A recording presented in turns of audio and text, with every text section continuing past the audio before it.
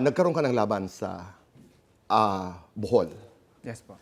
At dumating, inimbitahan si Jillian, dumating, ano ang kwento?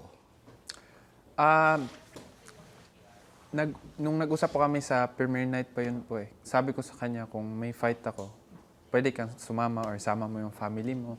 Ganun. For ano lang. Parang tunog. Inimbitahan ko po siya. Yung imbitasyon mo parang tunog magtatanan. Halika, sama ka. Hindi Hindi, naman. invitation lang po as a friend. I understand. Biro lamang. So, inimbitahan mo siya manood ng... Boxing. Kasi Boxing. sabi niya po sa akin, hindi pa daw siya nakakapanood. Okay. So, dumating nga si Jillian. Yes. Kumusta? Ano ang epekto nun sa'yo? Lalo na nung nasa ring ka, di ba? Oo. Siyempre, na-inspired po ko. Mas lalo lumakas yung loob ko. Ay, naku, Tsaka, Diyos ko.